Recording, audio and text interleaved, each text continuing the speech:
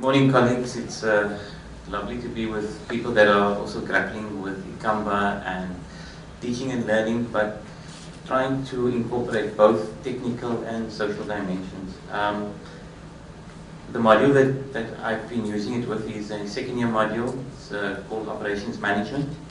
We've got more than 350 students. There's been a time when we had more than 400, but at the moment we've got just over 350 students. What we've used the iKamva, besides putting up our lecture slides and all the rest and announcements, I incorporated what is called a weekly MCQ. Now it's based on the idea of the naked classroom, if you're familiar with that, which is the idea of pre-testing students before you actually do the work with them. So the naked classroom is, we send the slides out on Thursday. There's an MCQ test that opens Thursday evening, which they can write between Thursday evening and Sunday evening, and then Monday morning we have the class. So they haven't had any exposure to the information as yet, only through the slides. But we set the questions very basic, very simple, so that if you read the slides, you'll be able to answer it. And you'll see some of the comments around that. So we've ran 9 for the semester. So every week on week, we run it. We made it that they need to do 6 out of the 9, and then, so there's problems with that, because once people reach the 6, then they don't do it anymore. On the other hand, students who register late, it works for them, because if they miss the first few, it's not a problem. So you'll see, initially we had about 200 students doing it and at a time, and then now towards the end it's dropped to about 60 students doing it. So,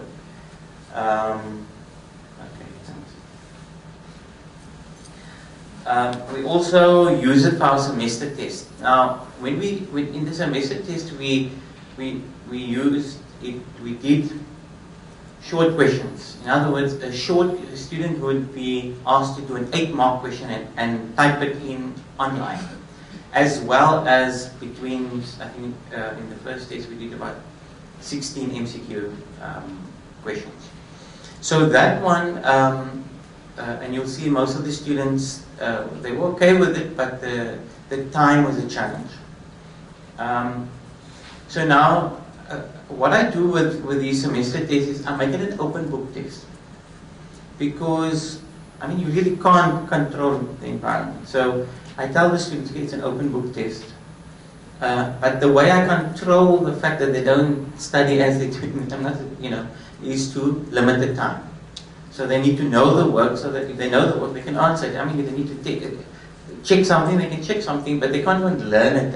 You need to know it. So that's how we've tried to manage the the assessment. At the same time, I don't see assessments as punitive, but I had to have some kind of control mechanism. So that's a challenge for me, and I'm matching the time and the open book and just finding the balance there.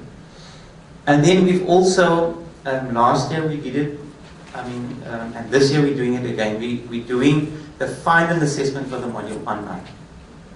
And we also use, again, short questions and a number of MCQ questions.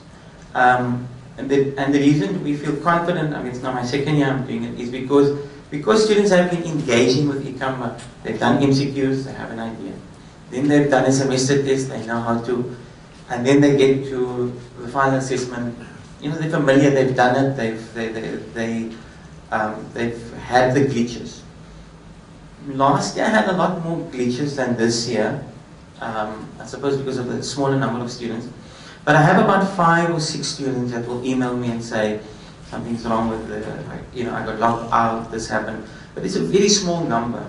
If you think 300 and odd students, and you get 3 or 4 students emailing you. So, the system is really, it's really robust. It's most of the time the problem is connection issues for the students. And the way that I've gotten around, let's call it copying, is to use an assessment pool. So in other words, the MCQ questions, I'll design 60 MCQ questions, and they'll only, the system, and this is nice, will draw 16 or 18 out of it. So even if they're sitting together, they won't get the same questions. So that's that's how I've tried to work around some of the the assessment problems, potential problems. As I said, it's the weekly test is on Thursday afternoon, Sunday evening. So now the students are complaining, why Thursday evening? We don't come to campus on Friday, and now we must work on weekends. And why do you close it at? Because I close it at 7 on Sunday. Why don't you leave it till 12 o'clock on Sunday evening? We want to. So all kinds of. Why don't you leave it the whole week? But there's a reason, because my last class is on a Thursday. So you want to start the next week after you finish, this week. Otherwise, there's going to be an overlap. So unless I can change, so all these things interlink. I mean, I wish I could do it earlier, Wednesday, but my class is on a Thursday. So if my classes were earlier, so I could finish the week, then I could start the next week. So that's some of the challenges. Okay. I've spoken a lot about this, but I use, it's only about 10 questions. This is now the weekly MCQs, only about 10 minutes. I'm sorry, 15 minutes, 10 questions, and they only get 1 attempt. And students those who have done it, they've been okay with the time, and they've been able to complete it. What I did find on one occasion, when I logged in on a Saturday morning, I noticed that, I think it was about 60 or 80 students had done it. Then I went on to the announcements and I sent an announcement out, please students, only 60 have done it. And then within 20 minutes or so, I started seeing that the numbers started picking up. Then the next day, Sunday, I went again and I checked, I saw it was around about 180. And then I sent another announcement, I said, students, we only got 180 or so. So, I didn't do that every week, but many students, you know what's happening, man? Students their brains are, I don't know if it's scattered. And I don't know if it's something that we do to them. I suspect it's a bit of both. But some of them will come and say, we forgot about the test. And so that reminder, but I'm not able to do that every week. I mean, when I have time, when I'm checking, so those are some. So it was interesting that I could, almost like in real time, that was for me the nice thing, that almost in real time, I could affect my students' engagement. I could send out an announcement and it would have an effect on their learning. Some of the feedback that the students gave, so the pre-reading does indeed prepare us for the following week. Without these quizzes, I would find it difficult to focus on the coursework. So it has been a great experience. It's quite refreshing compared to doing a physical test in a test venue. So students are finding it, it works for them. Flexibility, it's easy. So again, positive experiences. Convenience is one issue that which comes up over and over. And then I think, and this is for the e-learning team, that last one, the system is easy to use. So I think we should just give them an applause. Because students they've got to navigate a lot. So the system is easy. I'm doing something. Alright. Nevertheless, okay. Okay. Similar again. It's the issue of flexibility.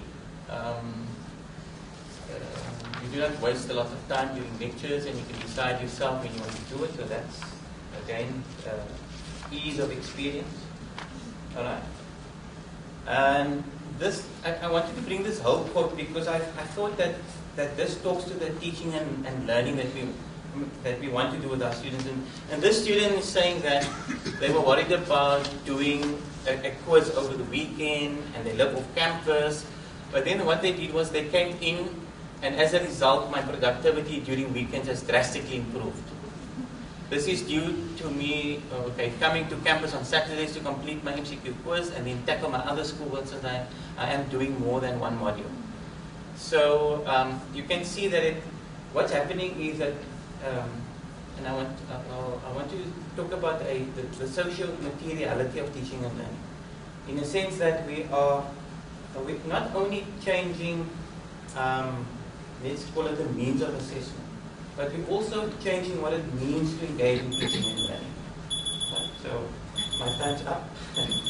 All right. I think I just want to say that there is alternative perspectives. Some people at the end, personally I prefer pen and paper, so there is still people who prefer it to be done differently. And then, overall feedback, keep it up. Students are quite happy. And then I think that eCamva should be seen as part of a broader broader tools that is available. It can help us in terms of providing students with more engaging teaching and learning experience. Thank you very much.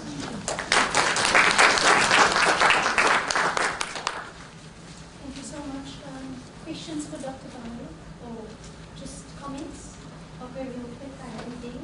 So there's just only on the eCamva platform? Yeah, only on the eCamva. You don't need to supplement it with the normal conventional? No, I don't do any. Also MCQ format? No, it has a short question, so we actually mark the question online, and it provides us an opportunity to, the eCamva system has like a box where you can provide students with comments. There are obviously, there are issues that come up with that, but in order to make it holistic, so that you can migrate them completely into eCamva. That's why we've done it, and we've taken the risk.